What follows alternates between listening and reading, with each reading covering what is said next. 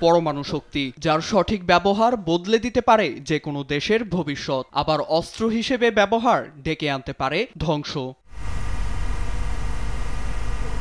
যুক্তরাষ্ট্রের সঙ্গে চলমান পারমাণবিক আলোচনার মধ্যেই উচ্চ মাত্রায় সমৃদ্ধ ইউরেনিয়ামের মজুদ ৫০% বাড়িয়েছে ইরান। শনিবার এক অনুসন্ধানী প্রতিবেদনে আন্তর্জাতিক আণবিক শক্তি সংস্থা আইইএ এর প্রধান রাফায়েল গ্রোসি জানান, ৩ মাসে ৪০৮.৬ কেজি ইউরেনিয়াম মজুদ করেছে ইরান, বিশ্বের পরমাণু অস্ত্রবিহীন দেশের জন্য যা নজিরবিহীন।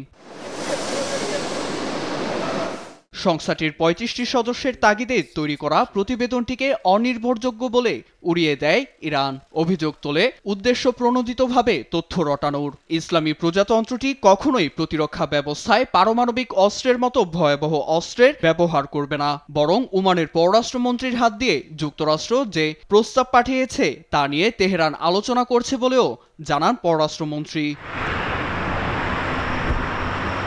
এদিকে ইরানকে যে কোনো মূল্যে পারমাণবিক অস্ত্র তৈরি থেকে বিরত রাখতে চায় যুক্তরাষ্ট্র। মার্কিন প্রেসিডেন্ট ডোনাল্ড ট্রাম্প বলেন, নিজের ভূখণ্ডে বোমা আছড়ে পড়ুক এমনটা চায় না ইরান, তাই শিগগিরই ইরানের সঙ্গে ভালো চুক্তি হবে বলে ধারণা ট্রাম্পের। অন্যদিকে প্রতিবেদন প্রকাশের পর ইরানকে আরও চেপে ধরেছে ইসরায়েল। ইসরায়েলি প্রধানমন্ত্রীর দপ্তর জানায়, যে কোনো মূল্যে পারমাণবিক অস্ত্র তৈরি করতে উঠে পড়ে লেগেছে তেহরান। ইরানের এই কার্যক্রম অবিলম্বে রুখে দিতে আন্তর্জাতিক মহলের সহায়তার আহ্বান জানায় তেল আবিব।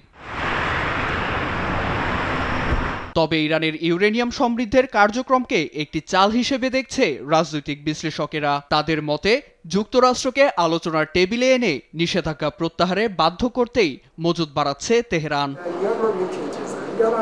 নীরব দাস, নিউজ ডেস্ক, দেশ টিভি।